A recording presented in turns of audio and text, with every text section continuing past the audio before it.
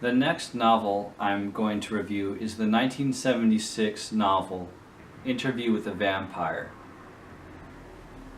by Anne Rice.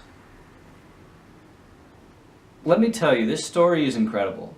I read I didn't read the book. I watched the movie when I was a boy, and I thought it was the most awesome thing ever. And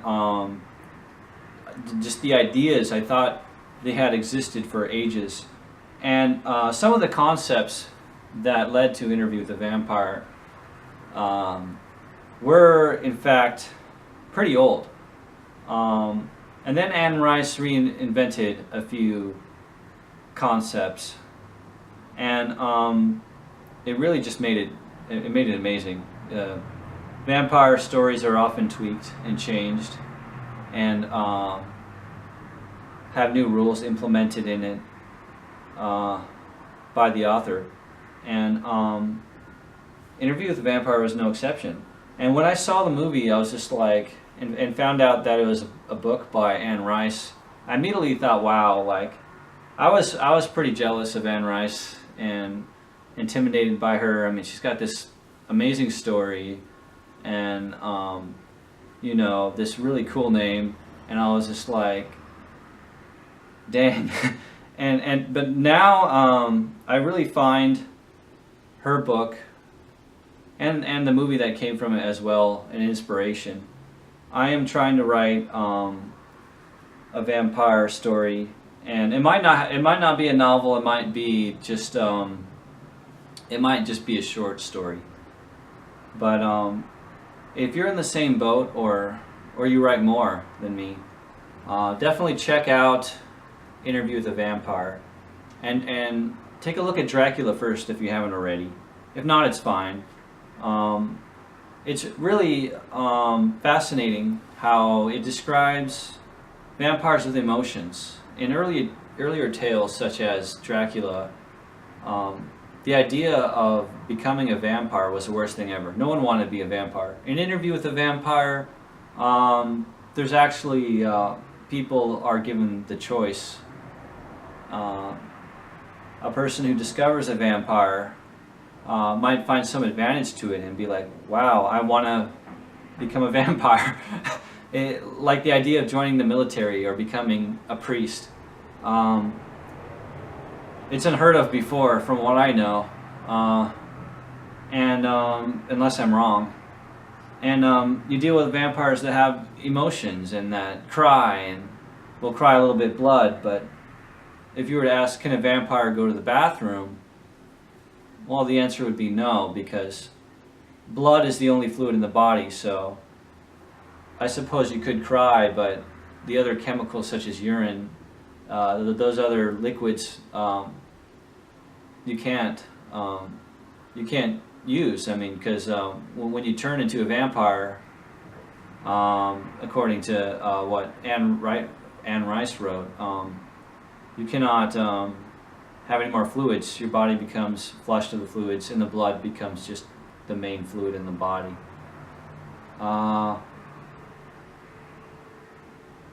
This is a good story. And reading it, I felt biased because I watched the movie as a kid. And really, on its own, most parts of it are just really phenomenal. There was like moments where a section of the book where they're in Eastern Europe, and I wasn't as interested, but it was still essential to the story. And I kept thinking, am I enjoying this because I saw the movie? But I actually just found parts of it in the beginning like very funny with dark humor. They made me remember parts of the movie I'd forgotten. And so I got the idea that if I had read the book without watching the movie, I would still find it pretty amazing. A little bit dry in some parts, but also just many moments where you're like, wow. And you need those in any kind of drama, any kind of tale you're trying to tell. You have to have some pull. And Interview with the Vampire has that. So read it and check it out. It's going to come out as a television series. It's been optioned by Paramount TV.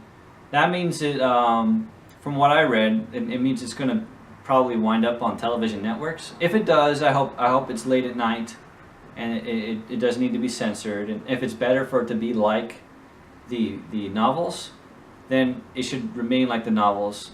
So I want it to be as explicit as possible. If there's sex or blood in the novels, I want them to be on TV. And I didn't realize so much of what was in the movie, the sex and violence, was actually just like how it was in the book.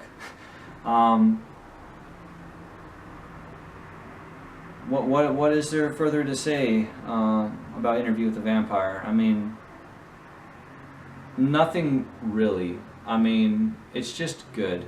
And don't be intimidated by the author. When I read about her, I was like, wow. Reading about her as an adult, I'm like, this is cool. And she's a person who probably just struggled like many of us, and came up with a really good idea. And she obviously she studied her trade and the topic of vampires, and came up with something new that quoted the old. It's kind of like what Bram Stoker did with Dracula. He took pre-existing ideas and then refined them with his own concepts and implemented rules. And to me, that seems similar to what Anne Rice did, and what you should, if you want to be a vampire writer, which I like to be. That's what you got to implement. You got to implement those rules and explain, and not necessarily directly, but just let your reader know gradually the defined rules of what vampires are and what they can do, and what humans in relation, how they can interact with them, and have that all clear. And that is what's so awesome about vampire stories, is how the author makes changes, and some of the changes are better than others. But Anne Rice did a real good job with it. So look out for her novels. They're easy to read. There are some big words spruced in there that you have to have a dictionary to look. I had to have my smartphone because there's like terms from the 19th and 18th century that describe furniture and decorations in Paris and New Orleans and Eastern Europe. But hey, it's an easy story to read. I read it faster than any book I'd read in a while. So enjoy Interview with the Vampire. No, Anne Rice is not a vampire. And you gotta hand it to her. Like, I was jealous. I was really jealous of her. But now I'm just really grateful. I'm thankful for her ideas and her hard work as a writer. Just incredible. And like, I'm sure I'd like to meet you, Anne Rice. If not, that's cool. And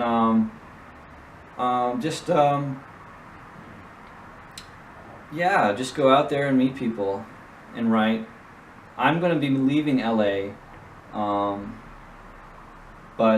this will be my last video here in Los Angeles. I enjoyed the scenery. Now I know how to get around the traffic a little more. If I ever do just get to writing some more of any ideas for vampire stories, short stories. If I do want to go back to the screenplays I already have and try to sell them, I'll know which roads to come back up here with. And wow, it's back to San Diego for me, which I'm finding out I really do enjoy and love the people there. I do not wish to turn anyone into vampires. I am not a vampire. And I, even though I like the Padres and the Dodgers at the same time, I think that is proof that I may be cold, but I'm not a vampire. This has been an amazing season for the Dodgers. Check out the Dodgers right now. They're going to go to the World Series and win the World Series. I'm not kidding. Yeah, just amazing. But anyway, I changed the subject. I highly recommend this vampire novel. Alright. Thank you for your time. Bye.